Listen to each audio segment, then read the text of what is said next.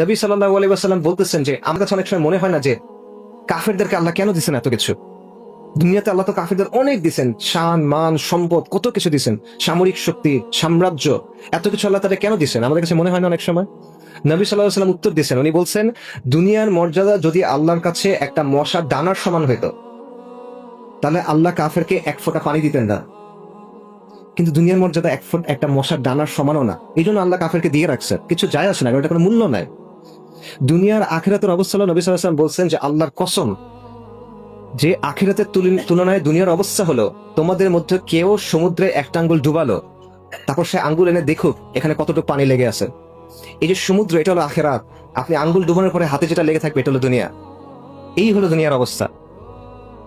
কিন্তু আমরা এই দুনিয়ার পিছনে ছুটতেছি, আমার হায়াতুদ দুনিয়া ইল্লা মাতাউল গুরুর। এটা ছলনার একটা জিনিস, যেটা বাইরে থেকে দেখতে খুব ভালো লাগে কিন্তু ভেতরে কিচ্ছু নাই, ভেতরে কোনো প্রশান্তি নাই। বাইরের থেকে চকচকে জাঁকজমকপূর্ণ, টানে আপনাকে, কিন্তু শেষ পর্যন্ত এটা থেকে ক্ষতি ছাড়া কিছু দিতে পারবে। এবং দুনিয়ার জিনিস আপনি যত খুঁজবেন, যত দৌড়াবেন, কোনো তৃপ্তি আপনার আসবে না। নবী সাল্লাল্লাহু আলাইহি ওয়াসাল্লাম বলছেন যে বনি আদমকে যদি দুটা উপত্যকা দেওয়া হইতো স্বর্ণ ভর্তি, মানে বিশাল ময়দান ভর্তি শুধু সম্পদ স্বর্ণ, বনি আদম সন্তুষ্ট হবে না, সে তৃতীয় একটা চাইবে। বনি আদমের পেট একটা জিনিস দিয়ে ভরবে, এটা হলো কবরের মাটি, আর কোনো কিছু দিয়ে এটা ভরবে না। এখানে একটা বিষয় মাথায় রাখবেন যে সম্পদ নিষিদ্ধ না। আমি বলতেছি না যে দুনিয়া একেবারে আপনি ছেড়ে দিবেন, আপনি দুনিয়া ছাড়তে পারবেন না। এই দুনিয়ার মধ্যে আমাদের থাকতে হবে, এই দুনিয়ার মধ্যে আমাদের আমল করতে হবে। দিনকে বিজয়ী করার জন্য যে কাজ করবেন ওটা দুনিয়াতে করতে হবে, দুনিয়ার আসবাবের নিয়ম মেনে আপনার কাজ করতে হবে। মুসলিমদের স্বার্থে আপনি যখন কাজ করবেন সেটাও দুনিয়াতে করতে হবে, কিন্তু দুনিয়া যেন আপনার অন্তরের ভিতরে না ঢুকে। সম্পদ হারাম না যদি আপনি এটা হালাল ভাবে উপার্জন করেন, যদি আপনি এটা সঠিকভাবে খরচ করেন, যদি এটি আপনি দ্বীন ইসলামের জন্য খরচ করেন, যদি আপনি যখন প্রয়োজন হয় নিজের সম্পদ আল্লাহর জন্য দিয়ে দেওয়ার জন্য প্রস্তুত থাকেন, এবং যদি আপনি দিনের জন্য বেশি খরচ করেন আর নিজের নফসের জন্য কম খরচ করেন। কিন্তু এটা মাথায় রাখা যে এই ভারসাম্য রাখা অত্যন্ত কঠিন। সালাফুস সালিহিন থেকে কথা আছে যে ওনারা বলতেন যে সব গুনার শেকড় কি? সব গুনার শেকড় হইল দুনিয়ার প্রতি ভালোবাসা।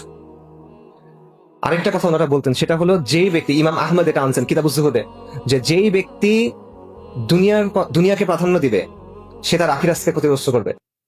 যে দুনিয়াকে গুরুত্ব দিবে সে আখিরাতকে ক্ষতিগ্রস্ত করবে, আর যে আখিরাতকে গুরুত্ব দিবে অবশ্যই সে তার দুনিয়াকে কিছুটা হলেও ক্ষতিগ্রস্ত করবে।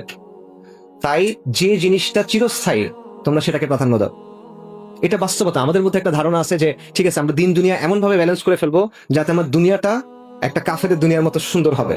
এটা হবে না, এটা সম্ভব না। নবী সাল্লাল্লাহু আলাইহি ওয়াসাল্লামের হাদিস আছে যে দুনিয়া মুমিনের জন্য কিরকম? কারাগারের মতো। দুনিয়া মুমিনের জন্য কারাগারের মতো। যার মাথায় আর কোনো চিন্তা নাই দুনিয়া ছাড়া, সে যেভাবে দুনিয়ার পিছনে ছুটতেছে, আর আপনি আখিরাতের কথা চিন্তা করেন, আপনি আখিরাতের জন্য প্রস্তুত নেন, আপনি কি একইভাবে ছুটতে পারবেন কিনা? এটা তো সম্ভব না। তো এই ব্যাপারটা আমাদের বোঝা উচিত যে যেহেতু আপনি বুঝছেন আল্লাহ আপনাকে নিয়ামত দিচ্ছেন, একটা পরীক্ষা আছে, ওই পরীক্ষার উত্তর সহ আল্লাহ আপনাকে বলে দিচ্ছেন, আপনাকে মহা পুরস্কারের জন্য আল্লাহ নিয়ামত দিচ্ছেন, তাহলে আপনাকে দুনিয়াতে কিছু জিনিস ছেড়ে দিতে হবে। এই ছেড়ে দেওয়ার মানসিকতা থাকতে হবে। 100 দুনিয়া পাবেন আবার দিনও ধরে রাখবেন, এটা হবে না। সালাফুস সালিহিন বলছেন এটা হবে না। রাসূলুল্লাহ সাল্লাল্লাহু আলাইহি ওয়াসাল্লামের কি অবস্থা ছিল? উনি মাটির ঘরে থাকছেন, ছোট ছোট ঘরের মধ্যে থাকছেন, দিনের পর দিন চলে গেছে, তার বাসায় রান্না হয় নাই, মাটিতে থাকছেন তিনি। এরকম ছিল না? নবী সাল্লাল্লাহু আলাইহি ওয়াসাল্লাম বলছেন যে দুনিয়ার সাথে আমার সম্পর্ক কি? আমার সম্পর্ক তো এমন যে আমি একজন মুসাফির, যাবার সময় একটা গাছের ছায়ায় আমি বিরতি নিছি। এটা হলো দুনিয়া, এখান থেকে সময় হলে আবার চলে যাবে। সাহাবাদের কথা তো আপনাদেরকে বললামই।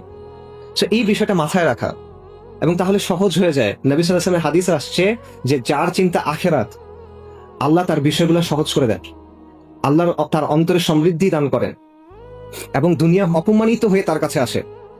আর যার চিন্তা হলো দুনিয়া, আল্লাহ তার বিষয়, তার সামনে দারিদ্রকে ঝুলাই দেন, আল্লাহ তার বিষয়গুলো ছিন্ন বিচ্ছিন্ন করে দেন, এবং সে দুনিয়া থেকে অতটুকুই পায় যেটা তার জন্য লেখা ছিল।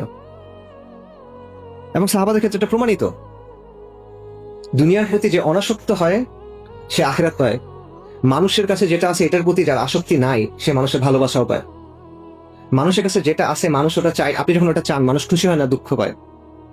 মানুষের কাছে চাইলে মানুষ পছন্দ করে না অপছন্দ করে? অপছন্দ করে। আল্লাহর কাছে চাইলে আল্লাহ পছন্দ করে, আল্লাহর কাছে না চাইলে আল্লাহ অপছন্দ করেন। আল্লাহর কাছে চাইতে হয়। সেই বিষয়টা বোঝান। মামাল হায়াতুদ দুনিয়া ইল্লা মাতাউল গুরুর।